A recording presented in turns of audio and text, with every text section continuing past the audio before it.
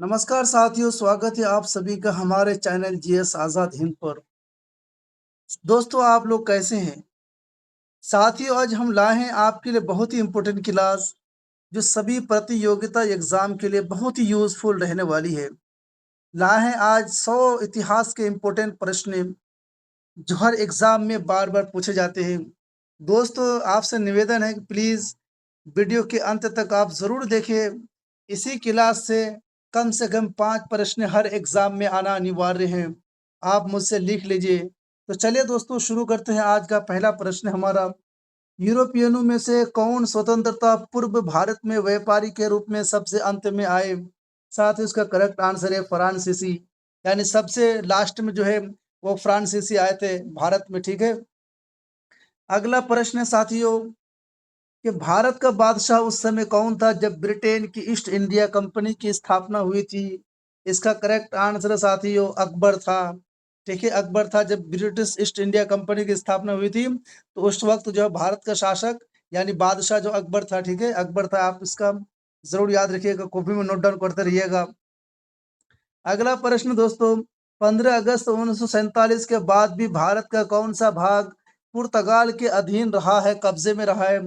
तो इसका correct answer है ऑप्शन साथियों यानी गोवा में, गोवा रहा था। ठीक है।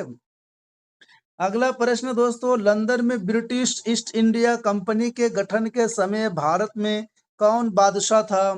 दोस्तों, इसका भी करेक्ट आंसर है उत्तर अकबर था। ठीक है।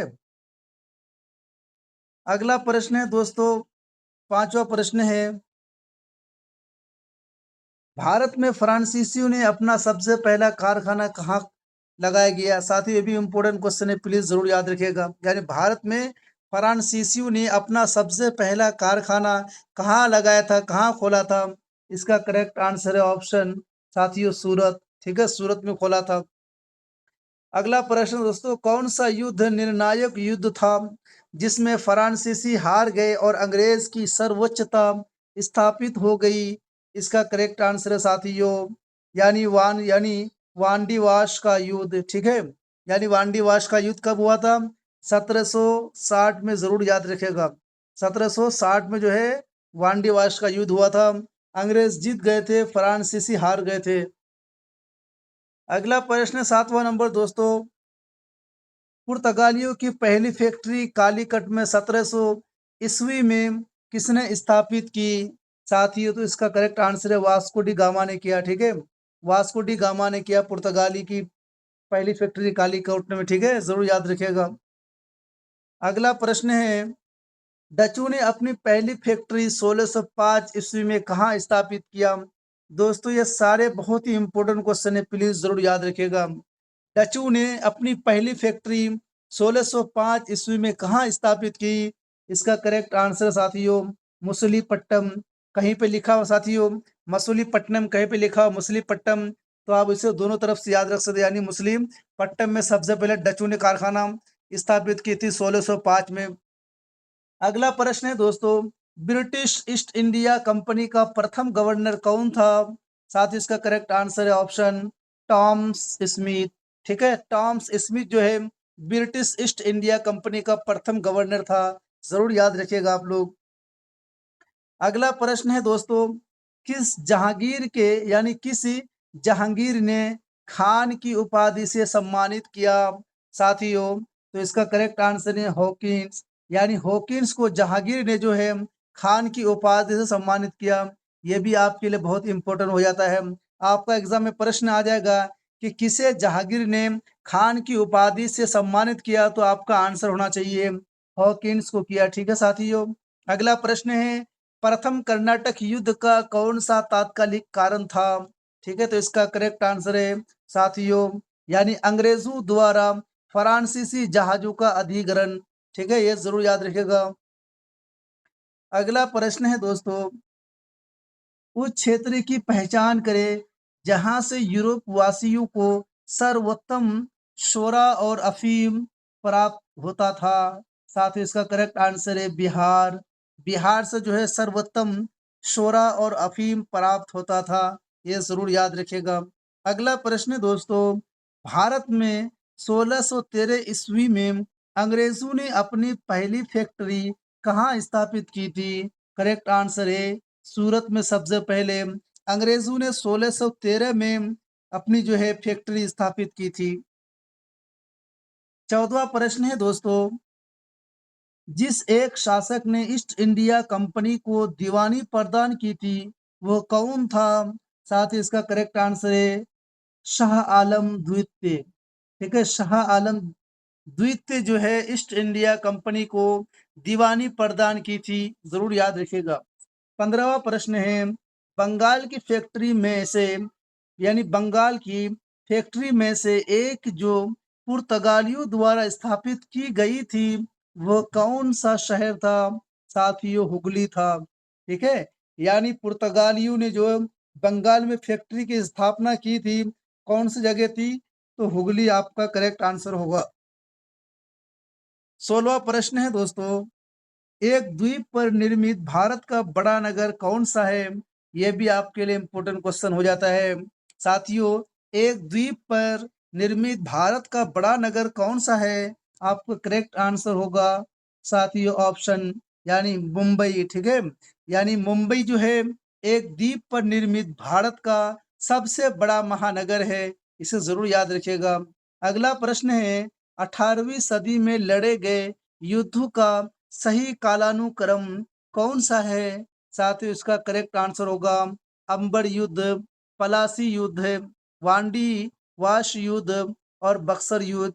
आपका करेक्ट आंसर ये है। 18वां प्रश्न है दोस्तों, भारत तक समुद्री मार्ग की खोज किसके द्वारा की गई है?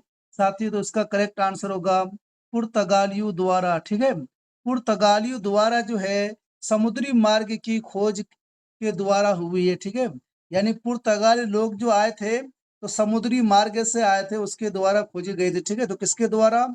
पुर्तगालियों द्वारा, ये जरूर याद रखिएगा। 19वां प्रश्न है, ब्रिटिश ने भारत में भारत में सूरत में अपनी पहली फैक्ट्री स्थापित करने की अनुमति किससे प्राप्त की थी? तो दोस्तों जहांगीर से प्राप्त की थी। यानी ब्रिटिश सरकार जो साथियों वो अपनी फैक्ट्री की स्थापना करने के लिए किससे अनुमति प्राप्त की थी? तो जहांगीर से की थी, ये जरूर याद रखिएगा। 20वां प्रश्न है दोस्तों, भारत के समुद्री मार्ग की खोज किसने की है? तो साथियों इसका करेक्ट आंसर है साथियों वास्को डी गामा। ठीक है, भारत में भारत के समुद्री मार्ग की खोज किसने की है? तो वास्को डी गामा ने की है। ठीक है, जरूर याद रखिएगा। 21वां प्रश्न है, तृतीय कर्नाटक युद्ध एंग्लो फ्रेंच संघर्ष की समाप्ति किस संधि से हुई है? यानी किस समझौते से हुई है? साथ ही उसका करेक्ट आंसर है पेरिस की संधि से हुई है। ठीक है, पेरिस की संधि से हुई है। यानी तृतीय कर्नाटक युद्ध एंग्लो फ्रेंच संघर्ष की समाप्ति किससे से यानी किस संधि से हुई है? तो आपका आंसर होगा पेरिस की संधि से। 22वां प्रश्न है, जब 17 मई 1498 ईस्वी में वास्को डी गामा कालीकट में उतरा तो किसने उसका स्वागत किया? दोस्तों इसका आंसर है कालीकट यानी कोझिकोड के राजा जमोरिन ने की थी। ठीक है, किसने किया था? जिस वक्त भारत में वास्को डी गामा 1498 में आए थे तो उसका स्वागत जो साथियों कालीकट के राजा, उस वक्त कालीकट के राजा कौन थे? यानी जमोरीन। ठीक है, तो जमोरीन ने जो है वास्को डी गामा का स्वागत किया था, ये जरूर याद रखिएगा। अगला प्रश्न है दोस्तों, पुर्तगालियों ने भारत में सर्वप्रथम कहाँ फैक्ट्री स्थापित की? तो इसका करेक्ट आंसर होगा दोस्तों कालीकट। ठीक है, पुर्तगालियों ने सबसे पहले भारत में जो है कहाँ फैक्ट्री स्थापित की? तो कालीकट में फैक्ट्री जो है स्थापित की है। जरूर याद रखिएगा दोस्तों, ये बहुत ही इंपॉर्टेंट क्लास है, प्लीज इसे इग्नोर मत कीजिएगा और हमारे चैनल को भी सब्सक्राइब कीजिएगा साथियों, आपसे निवेदन है। अगला प्रश्न है दोस्तों, 1717 ईस्वी में कौन सा मुगल सम्राट ने अंग्रेजों की ईस्ट इंडिया कंपनी को भारत में व्यापार पर विशेष अधिकार प्रदान करने का फरमान जारी किया? तो साथियों इसका करेक्ट आंसर है साथियों यानी फर्रुख सियर ने किया था, ठीक है। फर्रुख सियर ने किया था। यह भी आपके लिए बहुत इंपॉर्टेंट क्वेश्चन हो जाता है, ठीक है, जरूर याद रखिएगा। 25वां प्रश्न है, ब्रिटेन के साथ बेसिन की संधि किस पेशवा ने की थी? साथियों इसका करेक्ट आंसर है साथियों बाजी राव ने किया था, ठीक है, यानी बाजी राव ने किया था। एक बार सुन लीजिएगा कि ब्रिटेन के साथ बेसिन की संधि जो है किस पेशवा ने की थी? तो बाजीराव ने की थी, जरूर याद रखिएगा। 26वां प्रश्न है दोस्तों, ईस्ट इंडिया कंपनी के नेतृत्व में रॉबर्ट क्लाइव का उत्तराधिकारी कौन था? इसका करेक्ट आंसर होगा हॉस्टिंग्स था, ठीक है साथियों, यानी हॉस्टिंग्स था इसका उत्तराधिकार, जरूर याद रखिएगा। 27वां प्रश्न है, किसे भारत में पुर्तगाली साम्राज्य का वास्तविक संस्थापक कहा जाता है? साथियों इसका करेक्ट आंसर है अल्फांसो डी अल्बुकर्क, ठीक है, यानी साथियों भारत में जो पुर्तगाली साम्राज्य था, तो उस यानी पुर्तगाली साम्राज्य का जो वास्तविक यानी एक्चुअल में जो संस्थापक था, एस्टेब्लिशमेंट, उसका नाम है अल्फांसो डी अल्बुर्क। आपका आंसर सही है, जरूर ये सब याद रखिएगा और कॉपी में भी नोट डाउन करते जाइएगा। 28वां प्रश्न है दोस्तों, पुर्तगाली यानी पुर्तगाली उपनिवेश का प्रथम गवर्नर भारत में कौन हुआ? साथ ही उसका करेक्ट आंसर है फ्रांसिस्को दी अल्मीडा, ठीक है, फ्रांसिस्को दी यानी डी अल्मीडा जो है पुर्तगाली उपनिवेश का प्रथम गवर्नर था। ये भी आपके लिए बहुत इंपॉर्टेंट हो जाता है, ठीक है साथियों, जरूर याद रखिएगा। 29वां प्रश्न है, किस अंग्रेज ने पुर्तगालियों को सोली यानी स्वाली, ठीक है, सोली के स्थान पर हराया था? तो इसका करेक्ट आंसर है साथियों थॉमस बेस्ट ने, ठीक है, थॉमस बेस्ट ने हराया था। अगला प्रश्न है दोस्तों, वह पुर्तगाली कौन था जिसने गोवा पर अधिकार किया था? ठीक है, वह पुर्तगाली कौन था जिसने गोवा पर यानी अधिकार किया था? इसका करेक्ट आंसर है अल्फासो डी अल्बुकर्क, ठीक है, आपका आंसर है अल्फासो डी अल्बुकर्क ने जो साथियों गोवा पर अधिकार किया था, ये जरूर याद रखिएगा।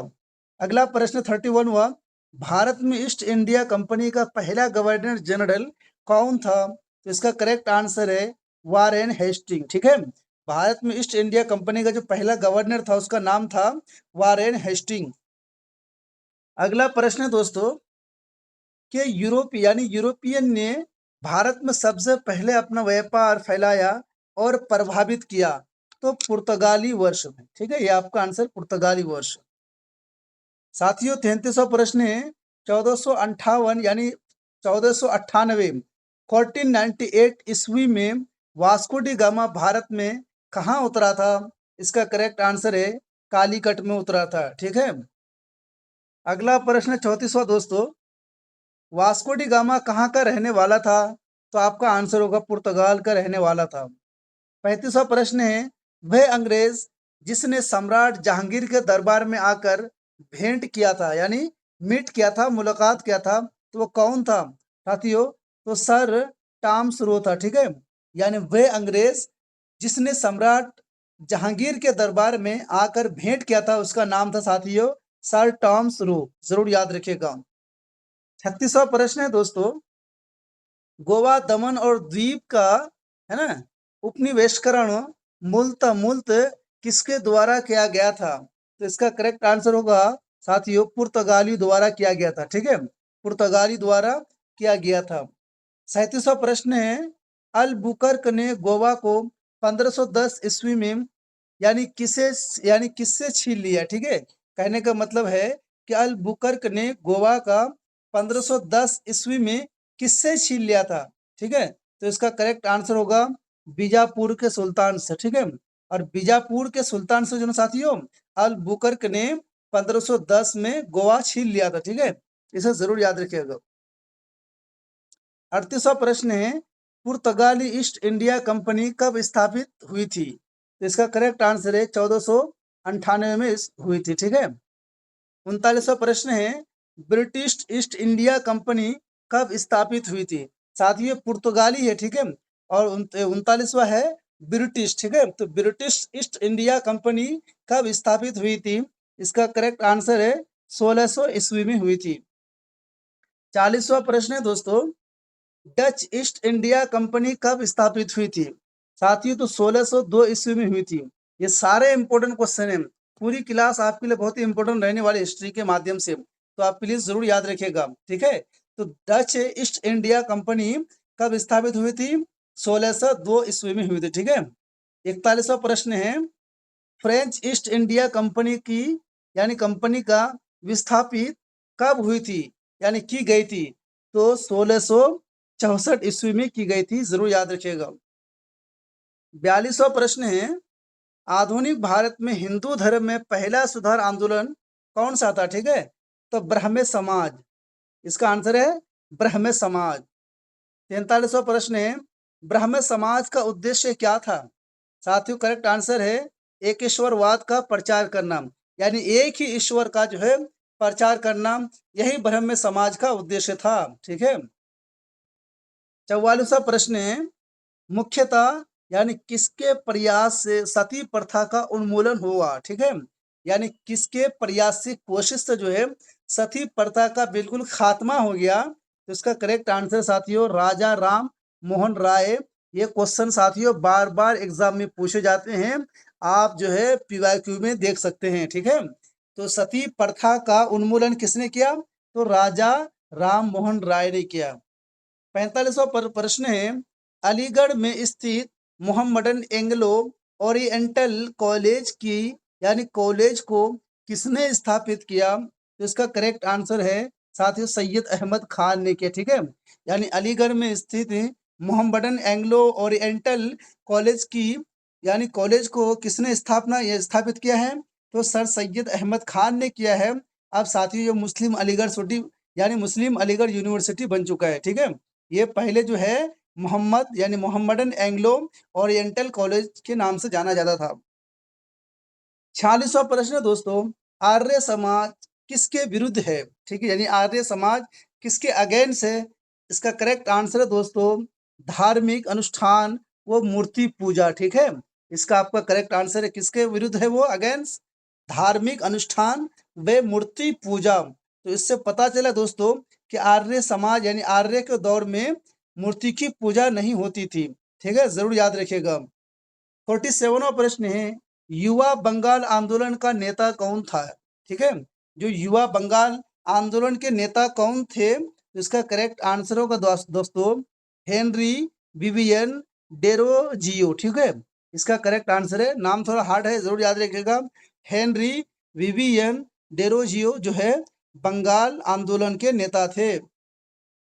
48वां प्रश्न है, यानी थियोसोफिकल सोसाइटी ने भारत में कब और अपना मुख्य कार्यकाल यानी कार्यालय स्थापित किया? ठीक है, तो इसका करेक्ट आंसर है 1882 में, ठीक है, 1882 अडयार, ठीक है, अडयार 1882, ठीक है, जरूर याद रखिएगा।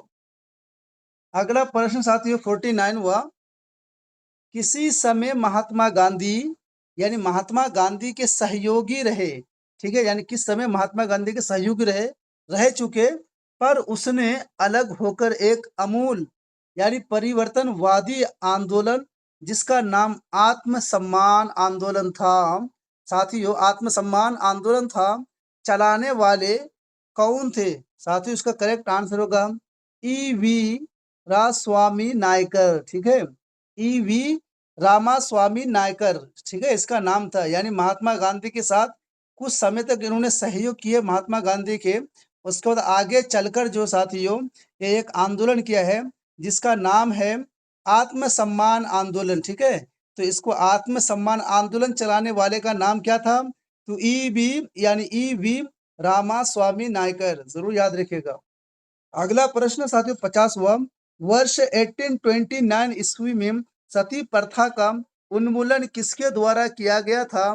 साथियों इसका करेक्ट आंसर है लॉर्ड विलियम बेंटिक के द्वारा, ठीक है, ये जरूर याद रखिएगा। तो सती प्रथा का जो है उन्मूलन किसके द्वारा किया गया था 1829 में? तो लॉर्ड विलियम बेंटिक के द्वारा किया गया था, ये जरूर याद रखिएगा। 51वां प्रश्न दोस्तों, स्वामी विवेकानंद का मूल नाम क्या था? साथ ही पिछले बार बीपीएससी में ये क्वेश्चन आया था, ठीक है, इसी टाइप का स्वामी विवेकानंद से, तो ये आपके लिए बहुत ही इंपॉर्टेंट हुआ था। स्वामी विवेकानंद का मूल नाम क्या था? साथियों नरेंद्र नाथ दत्त, ठीक है, ये जरूर याद रखिएगा। यानी स्वामी विवेकानंद का मूल नाम जो है वो नाम था नरेंद्र नाथ दत्त, ठीक है, नरेंद्र नाथ दत्त जो है स्वामी विवेकानंद का मूल नाम था। अगला प्रश्न दोस्तों, 19वीं सदी में ज्योतिबा फुले के सत्यशोधक समाज में यानी समाज ने क्या प्रयास किया था? उसका करेक्ट आंसर है यानी दम्भी ब्राह्मणों यानी ब्राह्मणों तथा उनके अवसरवादी धर्म ग्रंथों में नीची जातिवादी यानी जातियों की रक्षा करना, ठीक है, ये उसका जो है क्या कहते हैं, ज्योतिबा फुले के सत्याशोध समाज ने क्या प्रयास किया था? तो धर्म ग्रंथों में नीची जातियों की रक्षा के लिए, ठीक है। 53वां प्रश्न है, 1873 ईस्वी में सत्यशोधक समाज की स्थापना किसके द्वारा की गई है? साथियों तो इसका आंसर है ज्योतिबा फूले के द्वारा किया गया, ठीक है। 54वां है, किस धर्म में सुधारक की मृत्यु भारत के बाहर हुई थी? ठीक है, यानी किस धर्म में सुधारक की मृत्यु भारत के बाहर हुई थी? तो इसका करेक्ट आंसर है राजा राम मोहन राय, ठीक है। तो इसका मतलब है कि राजा राम मोहन राय की मृत्यु जो है भारत में नहीं हुई थी, ठीक है। अगला प्रश्न है दोस्तों, सत्यार्थ प्रकाश पुस्तक के लेखक कौन है? आंसर है साथियों दयानंद सरस्वती, ठीक है, यानी सत्यार्थ प्रकाश पुस्तक के लेखक कौन है? तो दयानंद सरस्वती आपका आंसर है। अगला प्रश्न है, रामकृष्ण मिशन की स्थापना किसने की है? साथ ही इसका करेक्ट आंसर है विवेकानंद ने की है। अगला प्रश्न है, वहाबी आंदोलन का मुख्य केंद्र कहाँ था? ठीक है, वहाबी आंदोलन का मुख्य केंद्र कहाँ था? तो साथियों पटना था, ठीक है, आपका आंसर पटना है। अगला प्रश्न है, भारत में दास प्रथा को कब अवैध घोषित किया गया यानी इलीगल घोषित कब किया गया? साथियों तो 1843 में 1843 में जो है दास प्रथा को भारत में अवैध घोषित किया गया। अगला प्रश्न है, भारत में अंग्रेजी शिक्षा किसके द्वारा लागू की गई थी? ये भी साथियों इंपोर्टेंट है, प्लीज याद रखिएगा, ठीक है। तो इसका करेक्ट आंसर है विलियम बेंटिक के द्वारा जो है भारत में अंग्रेजी शिक्षा जो है लागू की गई थी, ठीक है।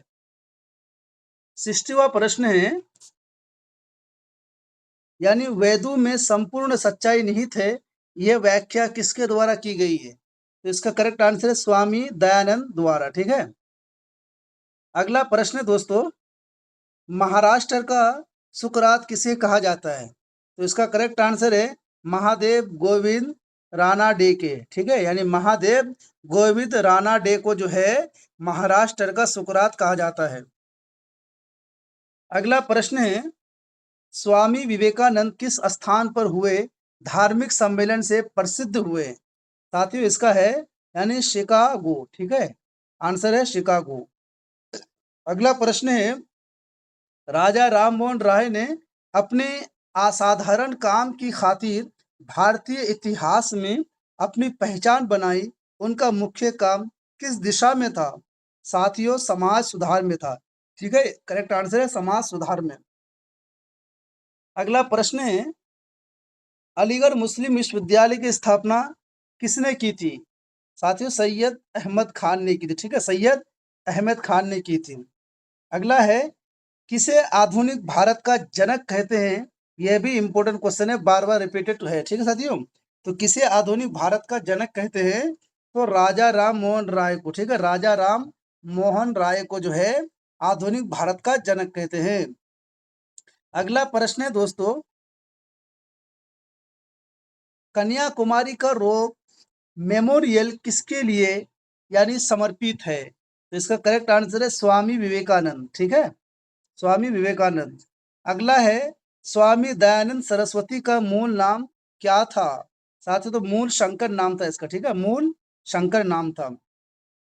अगला प्रश्न है, भारत में 19वीं सदी का पुनर्जागरण किस वर्ग तक सीमित था? इसका करेक्ट आंसर है उच्च मध्यम मध्यम वर्ग यानी उच्च मध्य वर्ग था ये, ठीक है। 70वां प्रश्न है, भारतीय राष्ट्र का जनक किसे कहा जाता है? साथ तो राजा राम मोहन राय को कहा जाता है। ठीक है, अगला प्रश्न 71 हुआ, यानी प्रार्थना समाज की स्थापना किसकी प्रेरणा के फल स्वरूप हुई? ठीक है, यानी प्रार्थना समाज की स्थापना किसकी प्रेरणा के फल स्वरूप हुई है? आपका आंसर है केशव चंद्र सेन के द्वारा। ठीक है, अगला प्रश्न है, राजा राम मोहन राय के इंग्लैंड जाने के पश्चात किसने ब्राह्म समाज की बागडोर संभाली? तो इसका करेक्ट आंसर है रामचंद्र विद्या, साथियों, रामचंद्र विद्या वागीश ने। ठीक है, रामचंद्र विद्या वागीश ने जो है बागडोर संभाली थी। ठीक है, 73वां प्रश्न है, राजा राममोहन राय और डेविड हेयर किसकी यानी स्थापना से जुड़े हुए थे? इसका करेक्ट है हिंदू कॉलेज। ठीक है, हिंदू कॉलेज से जुड़े हुए थे। 74वां प्रश्न है, देवबंद आंदोलन से जुड़े उस विद्वान का नाम क्या था जिन्होंने स्वतंत्रता आंदोलन में महत्वपूर्ण भूमिका निभाई? इसका करेक्ट आंसर है अबुल आलम आजाद। ठीक है, अबुल कलाम आजाद नाम था इसका। ठीक है, क्या नाम था? अबुल कलाम आजाद, जरूर याद रखिएगा। 75वां प्रश्न दोस्तों, यानी शारदा मणि कौन थे? ठीक है, शारदा मणि कौन थे? करेक्ट आंसर है रामकृष्ण ने, यानी परमहंस की पत्नी। ठीक है, क्या नाम था इनका? रामकृष्ण परमहंस की पत्नी, इसका नाम था। ठीक है, 76वां प्रश्न है, राजा राम मोहन राय द्वारा ब्रह्म समाज की स्थापना कब की गई थी? ठीक है, तो 1828 में की गई थी, जरूर याद रखिएगा आप लोग। अगला प्रश्न है दोस्तों 77 हुआ, कूका आंदोलन को किसने संगठित किया? तो इसका करेक्ट आंसर है गुरु राम सिंह ने किया था। ठीक है, गुरु राम सिंह ने किया था। 78वां प्रश्न है, दयानंद सरस्वती द्वारा किस समाज की स्थापित हुई थी? यानी दयानंद सरस्वती द्वारा किस समाज की स्थापित हुई? इसका करेक्ट आंसर है आर्य समाज, यानी आर्य समाज की स्थापना कौन किया था साथियों? दयानंद सरस्वती। ठीक है, 79वां प्रश्न है, 19वीं सदी के उत्तरार्ध में नव हिंदूवाद यानी न्यू हिंदुज्म के सर्वश्रेष्ठ प्रतिनिधि कौन थे? साथियों, स्वामी विवेकानंद थे। ठीक है, स्वामी विवेकानंद थे। स्वामी विवेकानंद ने रामकृष्ण मिशन की स्थापना किस वर्ष की साथियों? तो 1896 में की। ठीक है, 1996 में किया है। ठीक है, 80वां प्रश्न है, महाराष्ट्र के किस सुधारक को यानी लोकहितवादी कहा जाता है? ठीक है, महाराष्ट्र के किस सुधारक को जो है लोकहितवादी कहा जाता है? तो इसका करेक्ट आंसर है गोपाल हरि देशमुख को कहा जाता है। अगला है, शिकागो विश्व धर्म यानी पार्लियामेंट जिसमें विवेकानंद ने भाग लिया था, किस वर्ष आयोजन हुआ? इसका करेक्ट आंसर है सितंबर 1893 में। ठीक है, 83वां प्रश्न है, रामकृष्ण परमहंस का मूल नाम क्या था? साथियों, आंसर है यानी गदाधर चट्टोपाध्याय। ठीक है, यानी गदाधर चट्टोपाध्याय इसका नाम था। किसका? रामकृष्ण परमहंस का मूल नाम क्या था? तो गदाधर चट्टोपाध्याय। ठीक है, अगला है, रामकृष्ण परमहंस का जन्म स्थान कहाँ है? इसका करेक्ट आंसर है यानी कमार पुकर गांव, हुगली जिला। ठीक है, यानी हुगली जिला में एक गांव नाम है कमार पुकुर गांव। ठीक है, वहीं पे जो है रामकृष्ण परमहंस का जन्म हुआ था।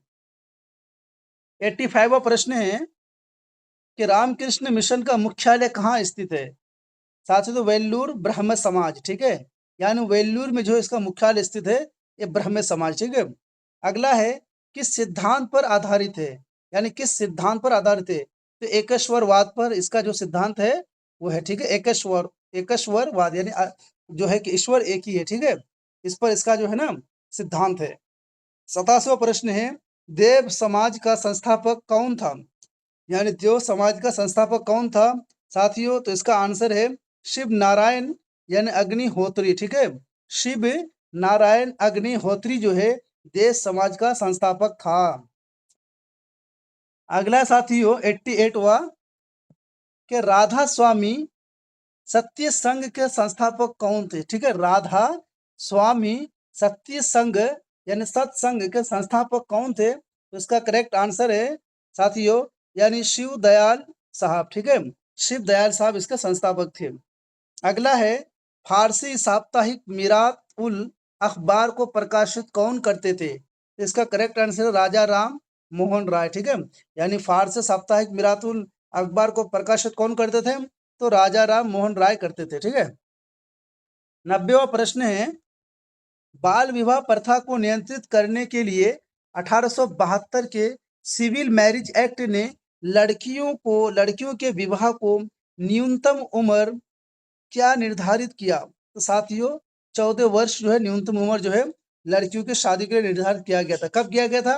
1872 में। किसने? सिविल मैरिज एक्ट ने तय किया था कि 14 वर्ष हो जाने पर लड़कियों की विवाह जो है हो जाएगी। ठीक है, इसमें कोई रोक टोक नहीं। 91वां प्रश्न है तहज़ीब उल इखलाक के रचनाकार कौन है? ठीक है, यानी तहज़ीब उल इखलाक के रचनाकार कौन है? तो इसका करेक्ट आंसर है सैयद अहमद खान। ठीक है, सैयद अहमद खान इसका रचनाकार है। साथियों आपसे निवेदन है प्लीज कि हमारे चैनल को जरूर सब्सक्राइब करें और हमें भी आप लोग सपोर्ट कीजिए। ठीक है, और लाइक एंड शेयर जरूर कर दें। दोस्तों अगर हमारी वीडियो का और क्लास का पीडीएफ चाहिए तो वीडियो को डिस्क्रिप्शन में जाकर वहां पे आप टेलीग्राम ज्वाइन कर सकते हैं और वहां से फ्री में पीडीएफ प्राप्त कर सकते हैं। तो साथियों 92वां प्रश्न है किसने कहा था? साथियों किसने कहा था अच्छा शासन सुशासन का स्थापना पत्र नहीं है? तो स्वामी दयानंद सरस्वती ने कहा था। ठीक है, स्वामी दयानंद सरस्वती ने कहा था। अगला प्रश्न है वैदू की ओर लौटो यह नारा किसने दिया था? साथ ही ये भी क्वेश्चन बार बार एग्जाम में पूछे जाते हैं। वैदू की ओर लौटो यह नारा किसने दिया था? तो दयानंद सरस्वती ने दिया था। ठीक है, दयानंद सरस्वती ने दिया था। 94वां प्रश्न है प्रार्थना समाज के संस्थापक कौन थे? तो आत्माराम यानी पांडुरंग थे। ठीक है, यानी आत्माराम पांडुरंग जो है प्रार्थना समाज के संस्थापक थे। अगला है किस व्यक्ति ने सर्वप्रथम स्वराज शब्द का प्रयोग किया और हिंदू यानी हिंदी को राष्ट्रीय भाषा माना? साथियों तो स्वामी दयानंद सरस्वती ने माना है। ठीक है, यानी क्या कहते हैं कि हिंदी को राष्ट्रीय भाषा कौन माना है? तो स्वामी दयानंद सरस्वती ने माना है सबसे पहले। ठीक है, 96वां प्रश्न है किस वर्ग को सर्वप्रथम पश्चिमी सभ्यता ने प्रभावित किया है? तो साथियों शिक्षित हिंदू मध्यम वर्ग। ठीक है, इन लोगों को प्रभावित किया है पश्चिमी सभ्यता। अगला है अहमदिया यानी कादियानी आंदोलन 1889 से 90 किसने आरंभ किया था? कुल मिलाकर साथियों अहमदिया यानी कादियानी आंदोलन किसने आरंभ किया था? तो मिर्जा गुलाम अहमद। ठीक है, मिर्जा गुलाम अहमद जो है अहमदिया यानी कादियानी आंदोलन शुरू किया था। कब किया था?